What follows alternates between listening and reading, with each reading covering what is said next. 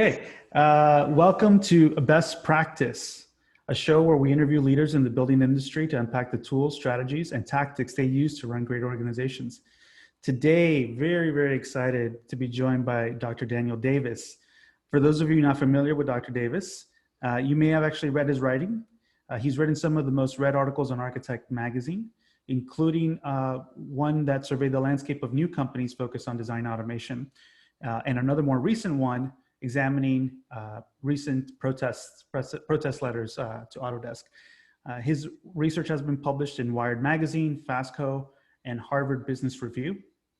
It's truly a delight to be able to share the screen with Dr. Davis today. Thank you, Daniel, for joining me. Hey, thanks for having me. Right. So I kind of want to start off by talking about your current role. Yeah. I should have prefaced that, but basically it'd be helpful to kind of walk us through a little bit of your career trajectory, and maybe you can talk a little bit about your current work. Yeah. So yeah, I guess the trajectory is that I studied architecture in New Zealand and went on to do a PhD in Australia, working on Sagrada Familia with Mark Barry there.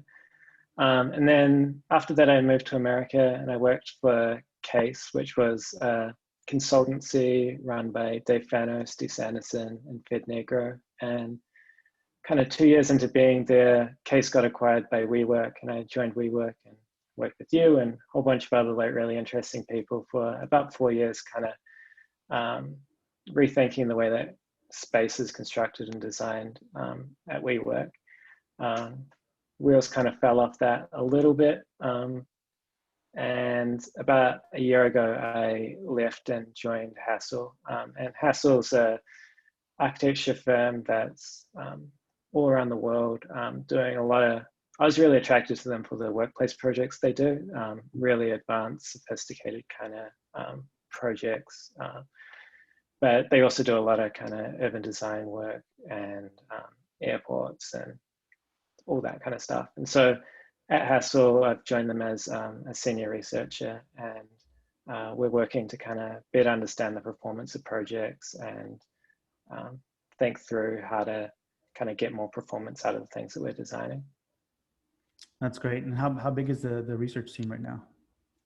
The team's pretty small. So it's about 2 people on the research team. And then we have a strategy team that's probably about a dozen people. And we work with external partners for the rest of the research. Oh, that's cool. And so is your the way that your org is structured, is it that you're working much more closely with the strategy team, or do you work on per project basis? So the strategy team tends to work on individual projects, and the research team tends to look more broadly across collections of projects or kind of themes or topics that may be of interest to the practice. Very cool. One of the things that I'm very much interested in chatting with you is this. But before we turn the cameras on, we're talking a little bit about the culture of data. And for context, a lot of our, at Monograph, we serve a lot of businesses that are mostly, between a sole practitioner all the way to a 75-person firm.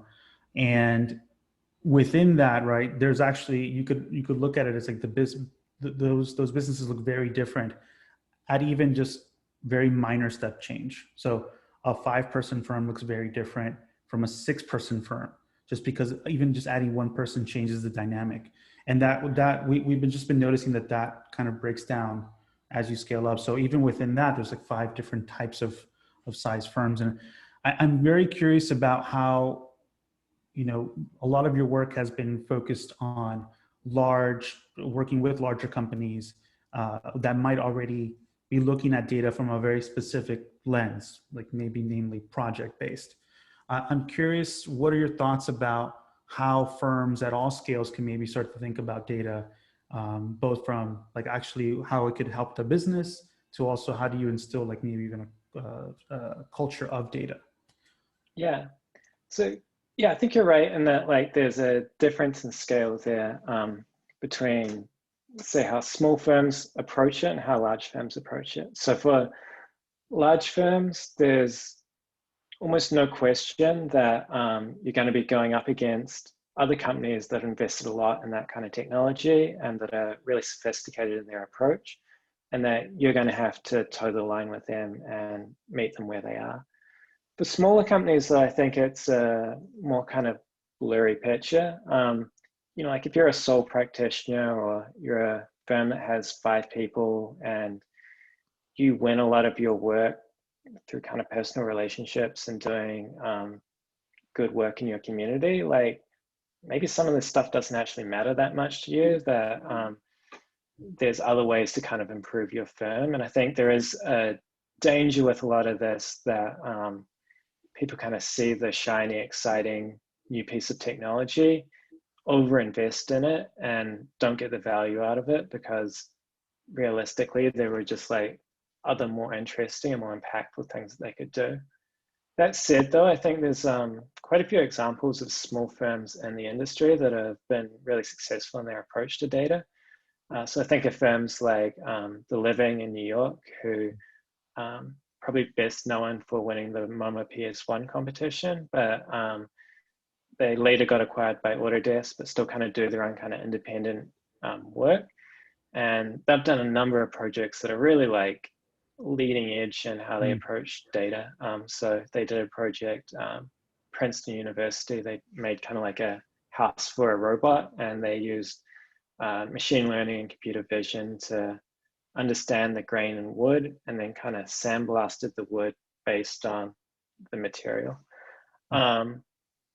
But I think like those are two kind of like extremes, right? Like they're like going all the way in, and everyone working there is like an absolute killer and that kind of stuff. And I think for firms that are maybe in between, it's a more kind of tricky thing to work out.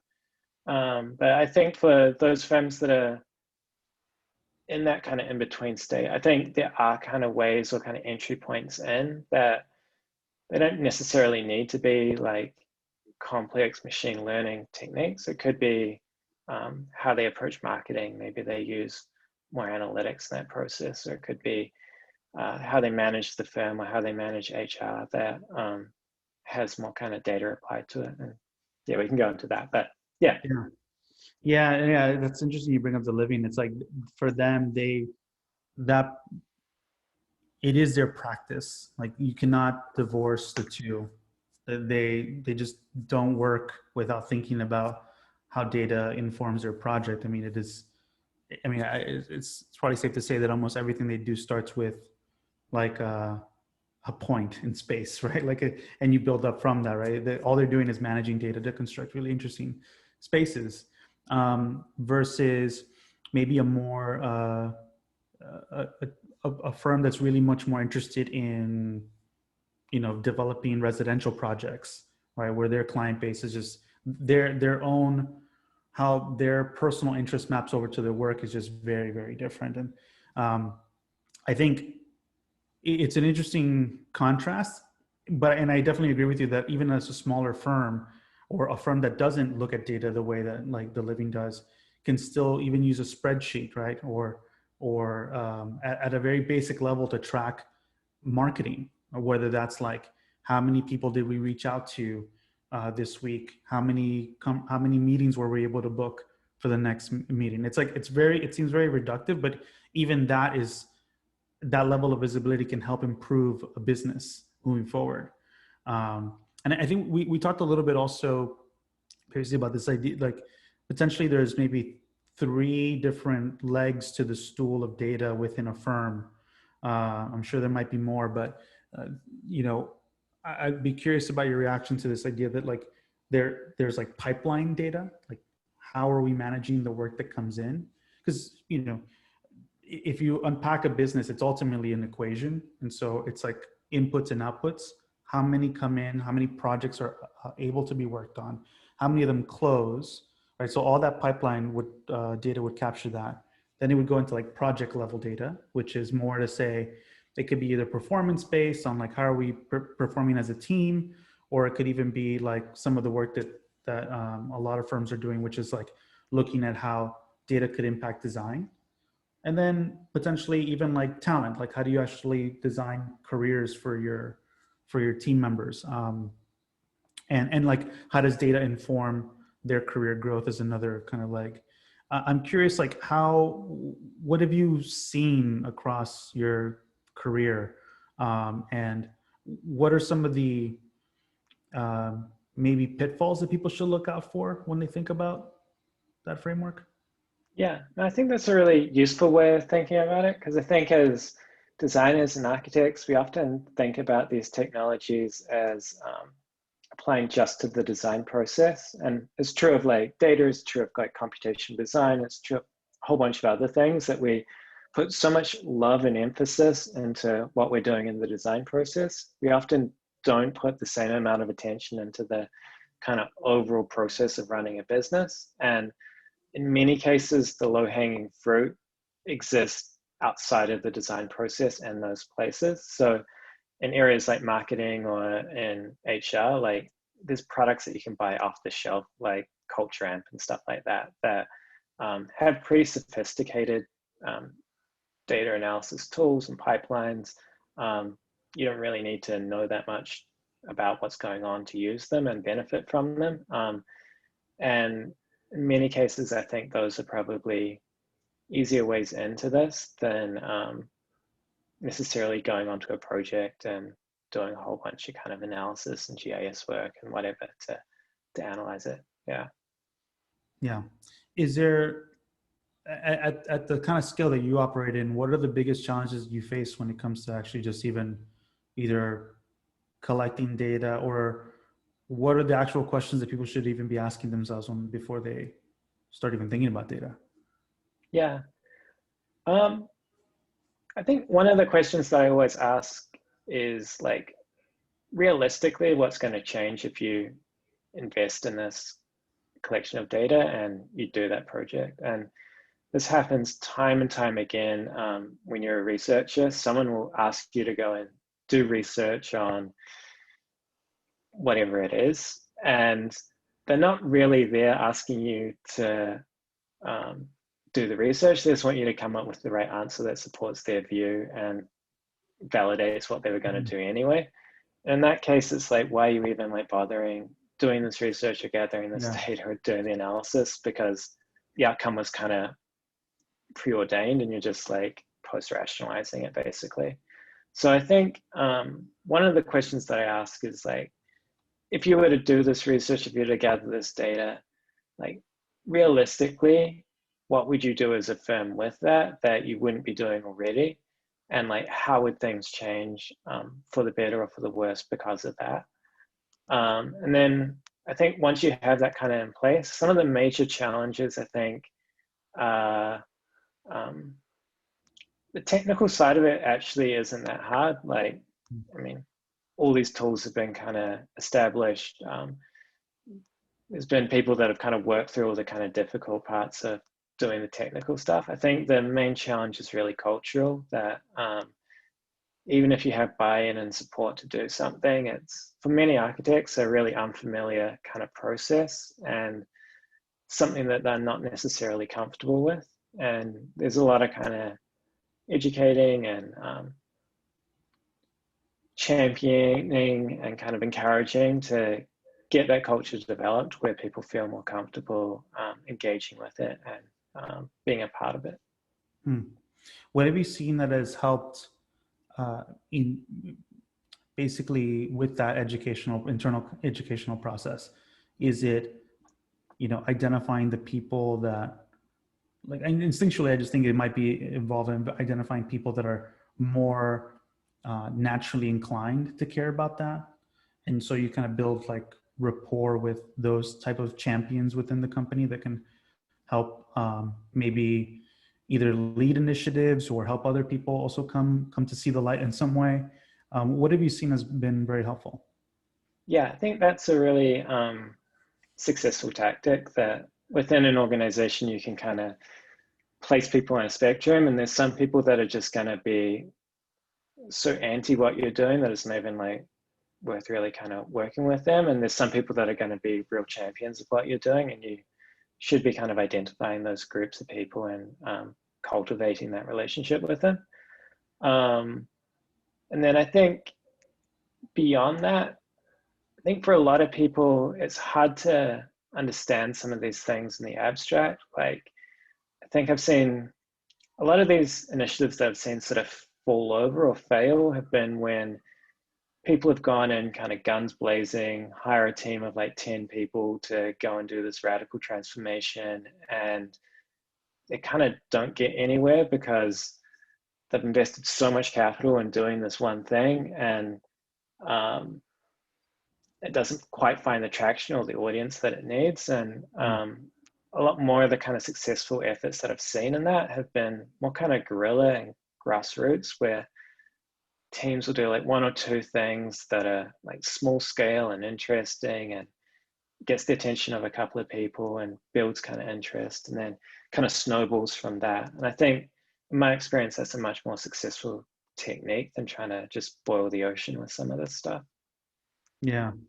Yeah. To use your water metaphor, ocean metaphor, I think of it as like trying to steer a large ship on a dime, and the amount of effort that it takes to do that, it has to almost come from the very, very top of an organization in some ways to kind of really like go all in on that, right? It's like, yeah, in the tech world, it would be similar to like, even though Facebook's not so popular today, but it would be like equivalent to Mark Zuckerberg telling the entire company, like, we're going to drop everything on desktop and just focus on mobile. And all the engineers will now have to learn how to like build for mobile apps. And like that's like a company-wide shift that takes a lot of courage to do in some way, but also a lot of belief to do that. And yeah, I can see like at the scale that it's either you kind of do that or you have to do it in this way where it's like guerrilla. yeah. I feel like even with like support from the top, there's always going to be people in the middle that you also need to kind of win over and convince, because they're facing their own kind of pressures day to day, right? That are different than kind of the priorities that you're dealing with. And even if they're getting pressure from the top to kind of fall in line with something, often they won't, because they're not getting judged on it, or it's not kind of what they're prioritizing. So I think you need both of those things at once to really be successful in implementing some of these strategies.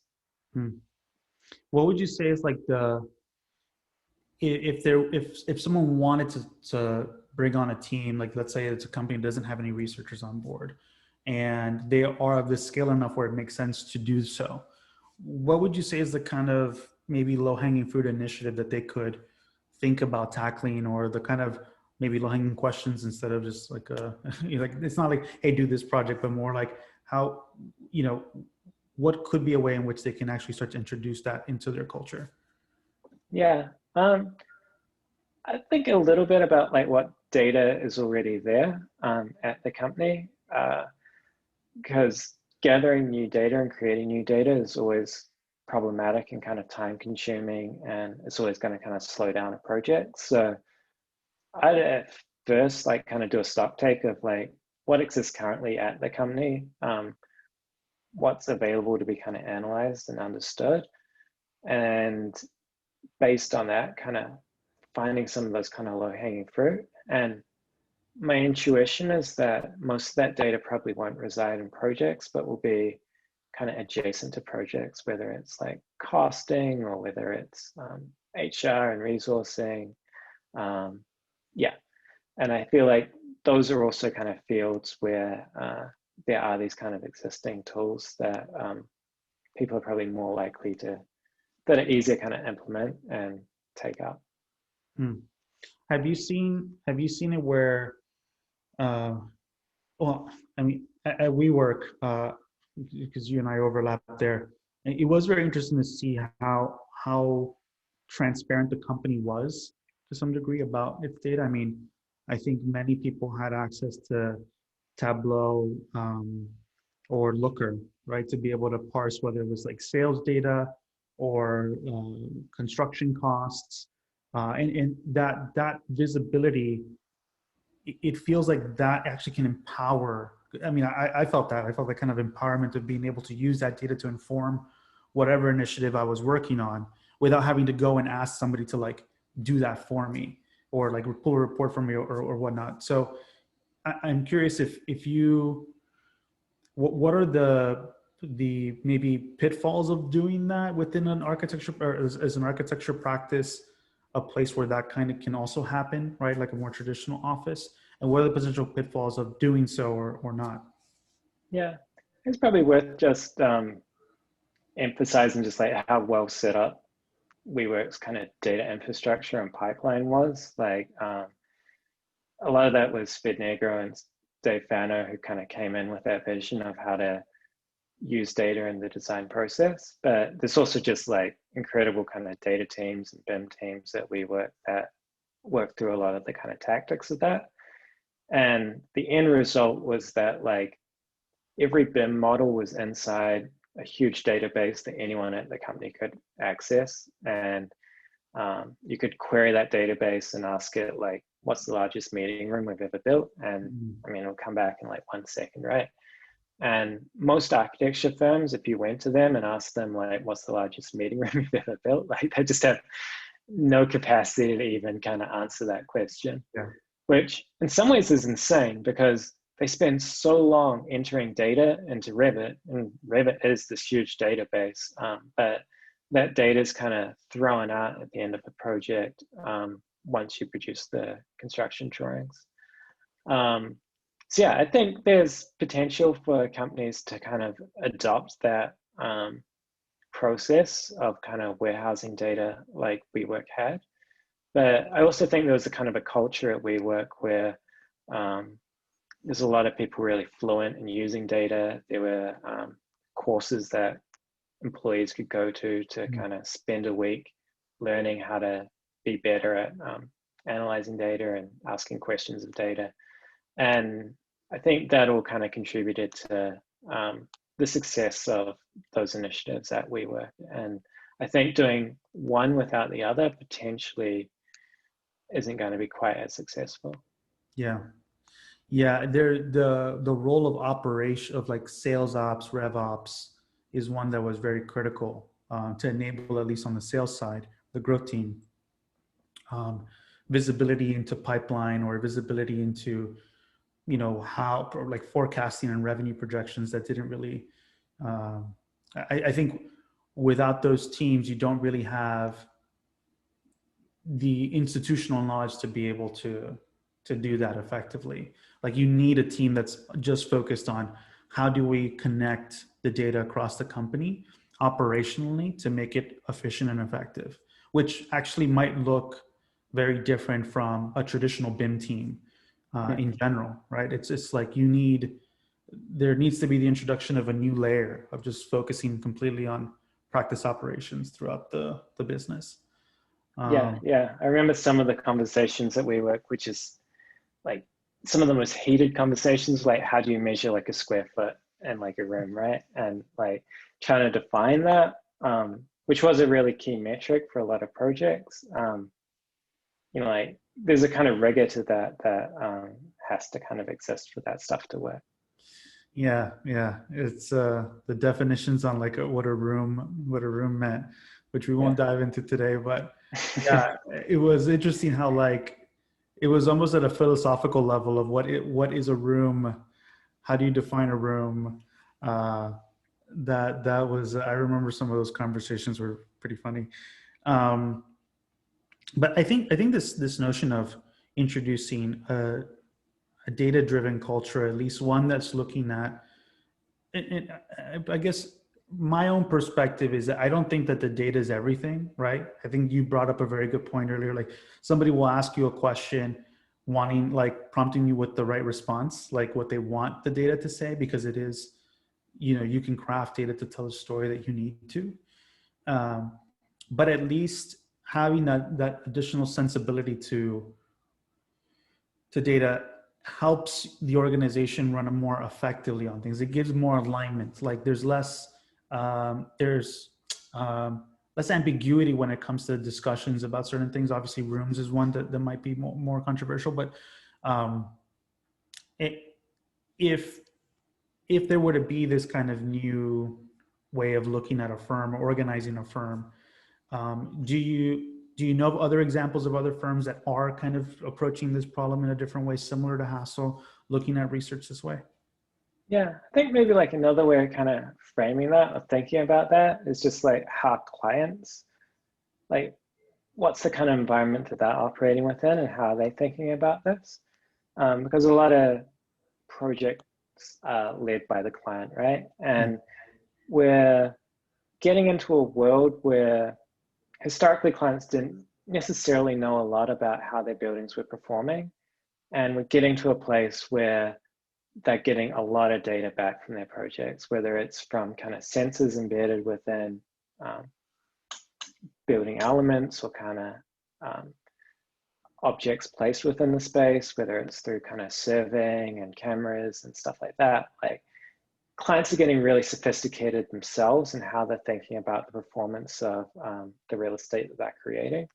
And I think that that in itself is going to create an environment where there's going to be an expectation for architects to be able to kind of talk about their projects, not just in terms of the kind of creative and imaginative aspects of the project, which I think still clients are going to want, because if clients know what they want, they don't need an architect to come in and challenge them and to kind of shake things up.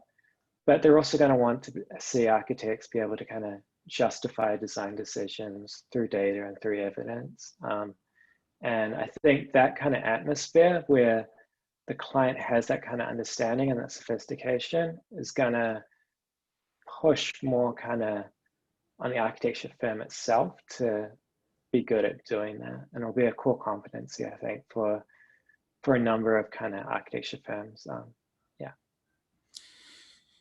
Yeah, and it's actually like thinking a little bit about it, it's like this idea of the relationship between data and space is not not necessarily a new idea either. I think quantifying spaces is part of the history of architecture in many ways, at least from like the post-war, right? Like thinking about whether it's like proxemics, where you're trying to develop a way in which to look at the distances between people, and like some of it's sort of like fluffy pseudoscience, but there is a history of trying to understand how spaces function such to justify design decisions. What's interesting is that it kind of has evolved to a certain point, but like you mentioned, the clients are just getting much more savvy about how it actually impacts what they're most concerned about, which is the maintenance of the thing after it gets built, right? What happens after all that? After the design work happens, the handoff happens, they're the ones that are left with having to unpack and understand the actual performance of the thing itself. So as architects transition and start to develop more intelligence around how to encroach in that, I guess the hope is that, you know, they can become better risk managers in some regards with their clients. Yeah, and probably like the part of the story that we're not telling at the moment as well is that like there's groups outside of the traditional kind of architecture practice that are entering into that territory and that think about that. So a really kind of prominent example would be Sidewalk Labs, which is a subsidiary of Alphabet, which is the parent company of Google. And they were doing the kind of waterfront project in Toronto, which recently kind of didn't go ahead, but you can see in the way that kind of Google's thinking about that, or Sidewalk Labs was thinking about that, a lot of real sophistication and how they were going to gather data out of that project and feed that data back, both into their design process and also into the way that kind of people live within those projects. And there's obviously a lot of kind of political tension there about whether they'd kind of gone too far in some of their ambitions around that project. But I think that's also kind of some of the backdrop here is that like, if firms aren't going to be the ones that do it, then companies like Google are coming into this space and are going to be the ones that really get there. Yeah, I remember shortly after I grew, around the same time that, like my last year in grad school, just hearing things like, oh, McKinsey's is like moving to designing urban plans for towns in Africa and whatnot, and just the ways in which other adjacent industries right, that just start to see the opportunity in this industry of like the things that either architecture firms are not necessarily tackling, or that they might be more risk averse to tackle. These other entrants are just coming in and saying, well, actually, like that can be part of our like wheelhouse, and that can be part of our core competency, because we already have the relationship with the buyer, the executive team at a company. Why couldn't we go and pitch urban design, or why can't we go pitch something else? Which is also, I think this is going back to the culture, because I think that part's so important. It's like, it's either the culture of firms starts to change in such that they look at data very intently,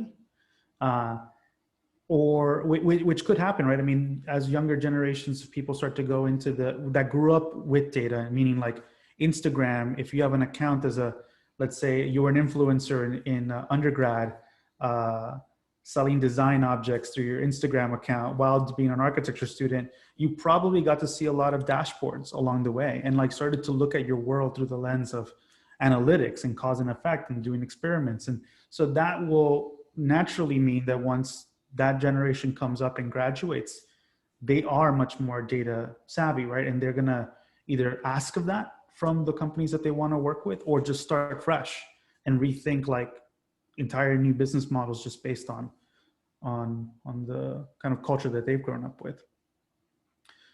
But I guess the big challenge is today, how do you do that today? How can you impact that change today? Yeah, no, I think it's definitely going to be a challenge for firms. And certainly I think like large firms kind of have an advantage here, where there's kind of a scale to them that a lot of this makes sense, where you can kind of put resources aside to look at some of these things, where you have a lot of the data on hand to do this. And I think you're already seeing a number of the kind of large firms actually do some pretty cool and interesting things in this space. And yeah, I think the kind of question for smaller or medium-sized firms is whether you go along with that, or whether you kind of zig against that and kind of position yourself as something outside of that, as a point of differentiation. That's a good point about like how you could position yourself almost. But are you saying like position yourself as an anti-data firm, or do you mean like, maybe kind of, how would you, to play along with that, how would you position against that, Green? Yeah, I don't know, like, I think pretty much any other industry has gone through this process already. So you can kind of look at what's happened there. So if you look at something like advertising, like Google is the dominant company in advertising because they're incredibly sophisticated in how they predict what people are going to click on web pages. But there's a whole bunch of like small creative firms that are like, we don't give a fuck about any of that data. We're going to like make an advert for you or make a brand for you that is authentically who you are and not driven by some kind of data. And the same is true in the fashion world, right? Like there's the dominant companies in fashion are like fast fashion companies that use a lot of data and forecasting to understand what's coming. But then there's a whole kind of industry of people that are like who I am and this kind of authentic thing that I'm producing is the thing that's valuable, and kind of going against that grain of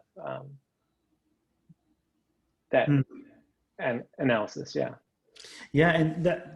that's a really good point. Those are really good examples.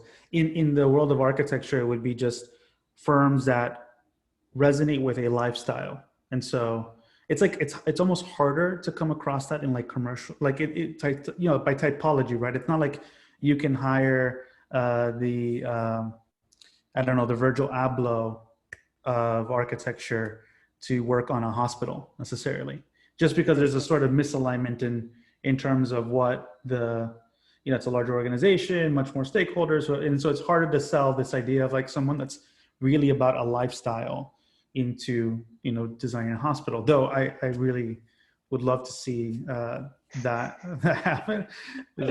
Probably really bad for patient outcomes, but I'm sure it will be pretty wild to reside there. But I think it does make sense within the realm of residential, right? Like if you build a strong enough brand, really that means that you have to think about marketing, very distinctly. And I think that is still, that's a whole nother can of worms about how architects market themselves and how can they put themselves in front of people. That is still not to say that they can't use data to inform that. It just means that, yeah, it's like one avenue in which they can approach it, where it's like, it's not about the projects. We don't really care about data driven projects, but we will look more at like, how are we reaching the audience we want to reach with the kind of lifestyle that we're trying to sort of create environments for. Yeah, yeah. Yeah. The what was the other thing I was thinking about this when it came to like the cultural piece?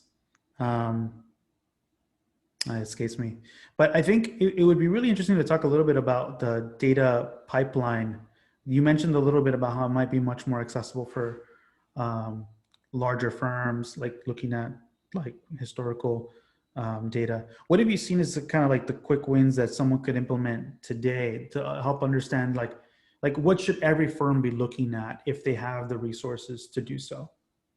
Yeah. I feel like the holy grail for every firm is post-occupancy data. And I mean, we just as an industry aren't great at doing that. For the most part, we construct projects, see them opened. We may talk to the clients kind of one-off about how things are going down the track, but we don't get a lot of good feedback about whether or not the things that we design perform the way that we say or think they are. So I mean, that's where I think a lot of the opportunity lies for these projects and these companies. But I also think it's a really hard nut to crack because there's a whole bunch of kind of different reasons why that doesn't happen currently. And each one of those is really difficult and challenging to overcome.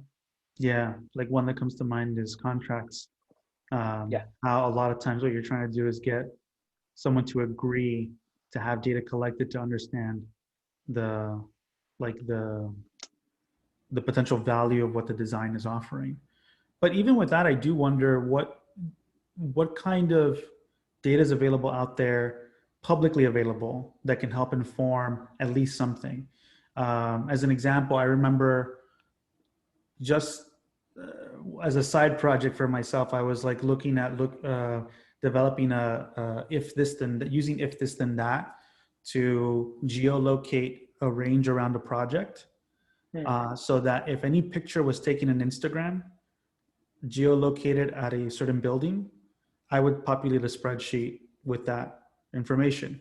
It was very simple, and the building I chose was Via 57 by Big, Yeah. just to see like what are people even taking pictures of, and it's a very domestic stuff, just like friends, family, whatnot. But sometimes it was the view outside. Sometimes it's about like, oh, I love this place. I love like look, check out my new apartment or whatnot, or like there's this kind of capturing of like the daily life that's very fascinating, that can be helpful for a firm to understand, well, what is the day in the life of a project that we've actually done? What does that look like? Do people even take pictures of the building itself? Like, so I'm sure similar to that, there's probably ways in which a firm could start to understand the impact, the design impact of what they've put out into the world. Yeah. No, I think there's some examples of kind of publicly available data like that. And often, not necessarily in the States, but definitely in Europe, like governments put together really good data sets that are really well organized and structured, related to kind of the built environment and cities. And some of that kind of gives a hint at how people are using space. But I also think that a lot of what we want to know about projects just isn't in there. And firms are going to need to create and generate a lot of that data if they want to get to this place where they're really understanding the performance of what they're designing. Hmm. Have you come across any examples of where there have been successful implementations of a post occupancy, aside from, like, WeWork is a great example, but they're because it's such a vertical business, soup to nuts. It can't really kind of fall in line with this example. Like, they are the client. But are there any other examples that you might have seen where there was a successful implementation of post occupancy in a project, and what outcomes that led to? Yeah, I'd say like pretty much any vertically integrated company, like whether it's Disney or Starbucks, I mean, they have in-house really sophisticated ways of kind of understanding and thinking about this. And often they're kind of the market leaders in doing a lot of this work, but they never talk about it because it's kind of a competitive advantage to keep that wrapped up. And I think, I mean, to be honest with you, there's not many examples that I can think of in the architecture industry that I look to as kind of North Stars. And I think some of the more interesting and better examples of what's happening in this space exist kind of in the tech world, where it's pretty common to do usability studies, run analytics, A/B test things. And I think a lot of the techniques that they're using in that kind of realm are applicable to what architects are thinking about as well. Hmm. Have you thought about, or like have you come across conversations about even just how, if a firm were to shift us or create a new line of revenue for the business, let's say, like, let's hypothesize that a firm really wanted to understand post occupancy, they could, in theory, create a line of revenue that was about almost like a subscription service for a company, where they basically are providing the core infrastructure, the software infrastructure, to be able to understand a project, but then give value back. So whether that's to the workplace experience teams that are probably part of a larger commercial project, a commercial client, or, and it's likely that that's where it would resonate the most. But have you even seen any instance of that, where people experimenting there? Yeah, there's some examples of firms trying that kind of model. And I mean, I think it's a really interesting model because the way that architects traditionally operate is like the client comes to you with a problem when they decide that something's gone wrong enough to justify hiring an architect to kind of deal with this. And often the client isn't the best one to judge that because they're not an expert in that kind of situation, and that someone who has that kind of expertise is maybe better off to say when that kind of point of time has come. I think some of the challenges that other firms have faced when they've kind of gone into that model of like consulting after a project is that firms aren't really set up for the way that they think about like revenue inside a business is often related to projects. And so often that kind of service ends up becoming kind of business development for them. And it's not necessarily a successful initiative that is this kind of ongoing service that they're offering. And I think some of the more kind of interesting companies in that space aren't necessarily architecture firms. They're like Comfy is like an app that people are using with the app, you can vote on the temperature in an office and it will kind of adjust the temperature and to satisfy as many people as possible. I mean, it's a form of post-occupancy evaluation, right? Because it's constantly polling people about whether or not they're comfortable. But they're not there trying to sell you on architectural services after it. So I think their kind of business model is more aligned to doing that just because of the way that they're set up. But it's not to say that I mean, some firms are going to get to a place where they do that really well, but there aren't many examples that I'm aware of firms that have been really successful at that yet.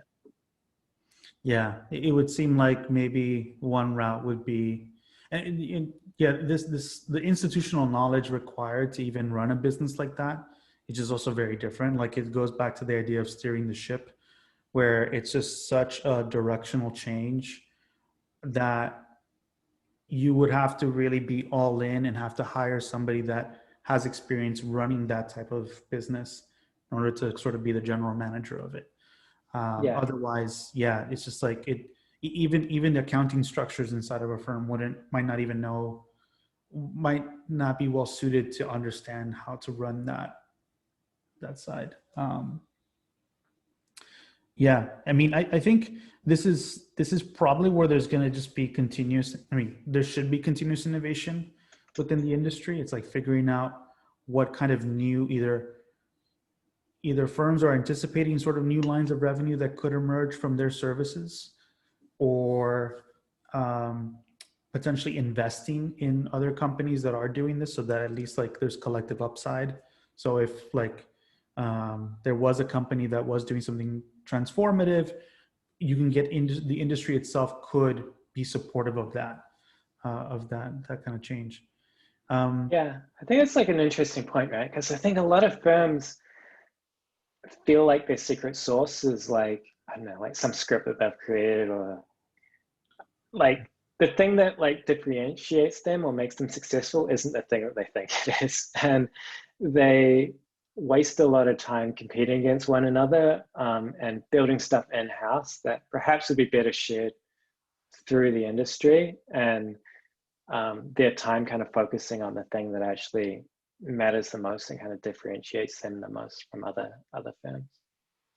Yeah, that also brings to mind how often it is that um, one thing that if almost like as a sort of advice in some ways about like building software in relation to, or just building these tools and whatnot, is like ultimately the thing that's least thought about often is the maintenance of the thing that's been built.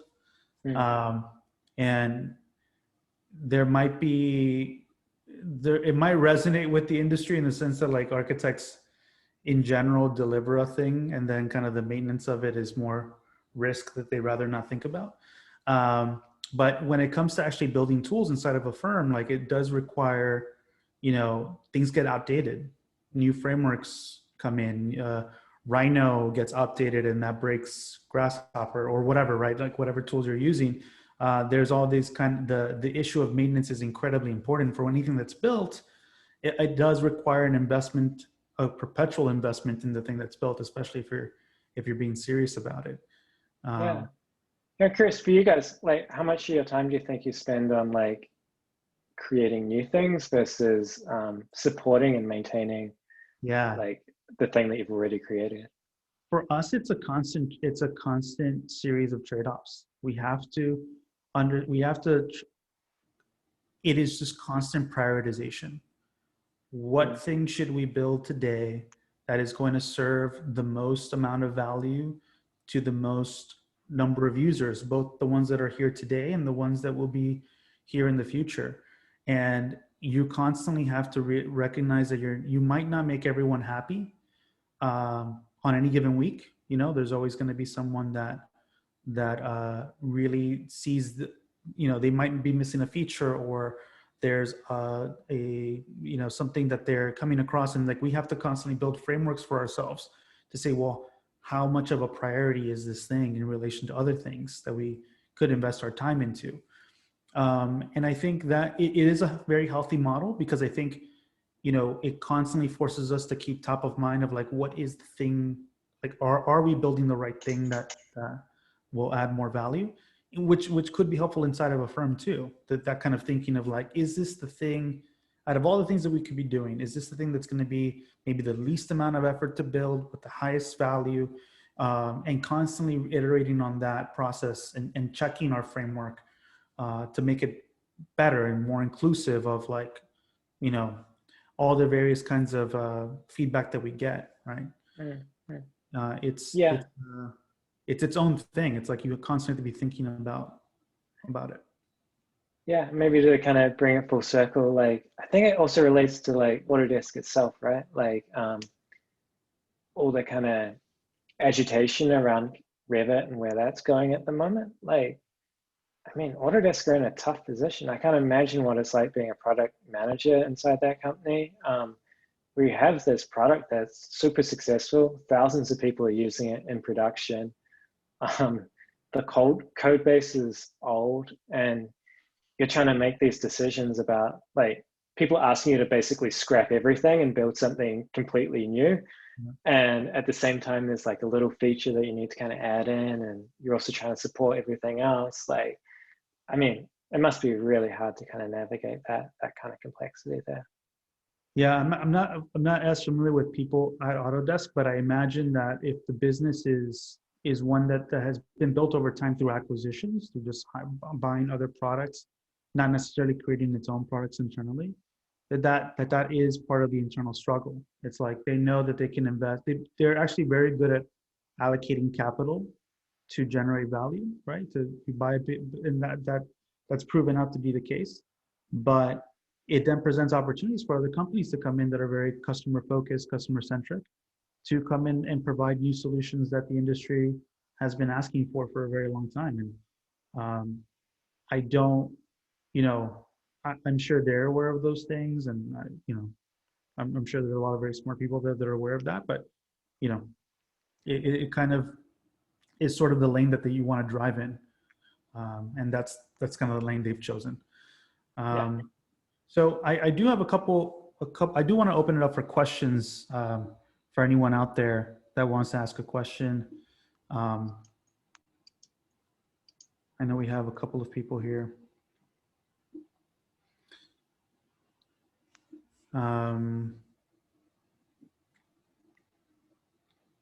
Let's see. Well, I think actually I can kind of jump in and ask you some questions that I have. Um, Part of a little lightning round. So, what are your favorite tools to use right now? Uh, I've actually been really, we spoke about this a little bit before the meeting. We're using Teams internally at Hassell, and I never thought I'd be saying this about a Microsoft product, but they absolutely fucking nailed it on that one. Like, it is so well thought out, the way that they kind of combine chat and calendar and video calling and wikis. It's a really nice product. And then in my own work, I've been uh, using a lot of pandas and Python for the kind of data analysis that we're doing. And yeah, all the kind of tooling around that's really well established and really nice to use. Yeah, we talked a little bit about the data side. Um, for those in attendance that haven't tried out Data Studio by Google, I highly recommend that. Um, we use it at Monograph. It's like a really powerful free business intelligence tool. Basically, you can create your own charts and graphs through like data that you pipe in, and it could be just a simple spreadsheet, but it's a great way to make dashboards if you are conscientious about spending too much money on something like Looker or Tableau or even Power BI. Um, oh, we have a question. Can you foresee large architecture firms seeking to commercialize their data and processes as digital products? What impact could this have on the industry and its business? Yeah, I think there are examples of practices that, let's say, like some of the analytical tools that they're kind of turning into not just services, but products that they're selling to other companies.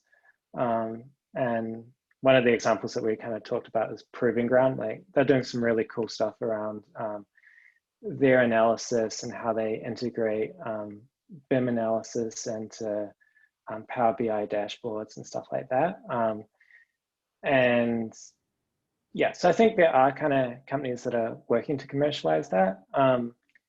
I think like whether firms will ever get to a point where they can sell data, or whether like the data itself is more valuable than the services they offer, I don't really see that happening, just because the data is only really valuable in like a big kind of aggregated scale, and most firms just don't have that much data, and the data that they do have is so kind of idiosyncratic and unique to that particular firm and the way that they practice, the way that they design, that it's not necessarily useful to other firms or other people to have it. Yeah. There's also the challenge of the data is only as, like, basically once that product has been delivered, it's somewhat out of date, which is another kind of challenge that WeWork also had, like from its pipeline, from the data pipeline perspective.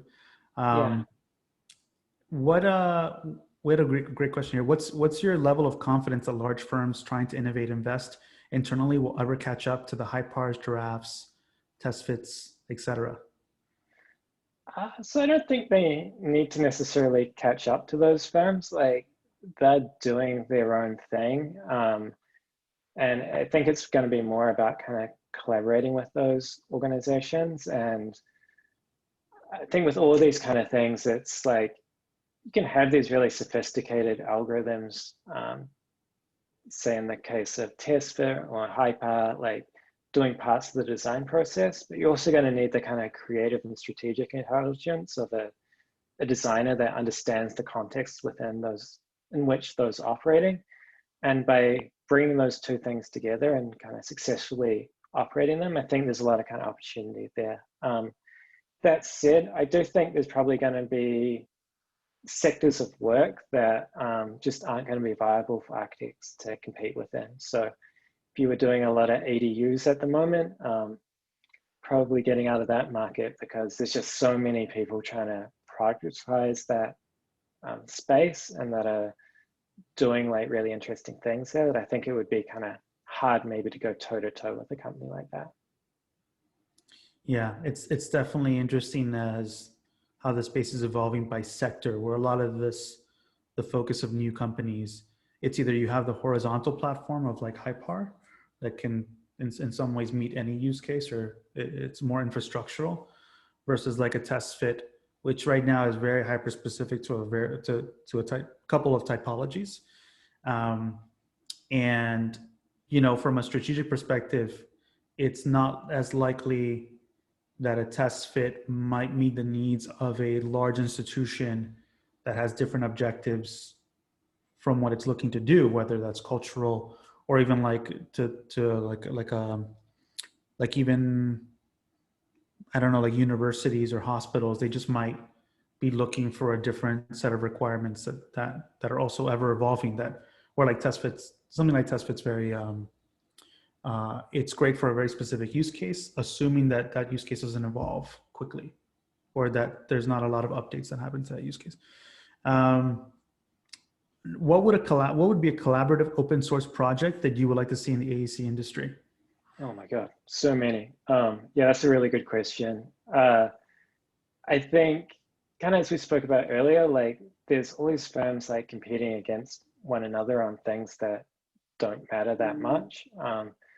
So maybe going back to the earlier question about like how you compete against Hyper, like I don't think you do. Like they're trying to open source and democratize a lot of that kind of institutional knowledge that's wrapped up in scripts that individual companies kind of hold on to, and make them available. For me personally, the thing that I would just love to see in the industry would be like some form of like data sharing agreement where organizations or companies got together and agreed to somehow like anonymize and share project data and project performance data. Because I think for any one company or any one firm, the number of projects they have is inherently limited. But if you can open that pool up to say 10 firms sharing the data between one another, I think the kind of insight and performance that they'll be able to get is going to be a lot greater. But I also recognize that's kind of pretty fanciful, because yeah, firms just not going to get there, I don't think, on doing something like that. Very good points. For me, it would probably be, although it happens to some degree, I don't think you see it as you do necessarily in the tech industry when it comes to things like business development and marketing. The kind of continuous sharing of tactics, strategies, and techniques that people are doing there, that are openly talking about how they won certain projects, even if they're competitive with each other, is very fascinating, because what it ends up doing is just creating an ecosystem that is constantly looking for better tools and better techniques and better strategies, right, to grow businesses. And I think that personally is something that the building environment industry should really be looking at in general. It's like some of the project information stuff is probably not where you can get your biggest upside in my mind. I actually think that top of funnel, looking at how you're actually bringing in business and really trying to innovate on that is critical. Yeah.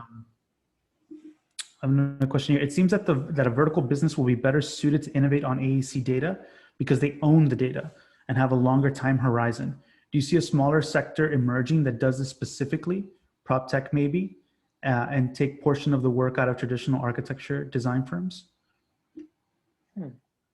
That's an interesting, I hadn't really kind of thought about that.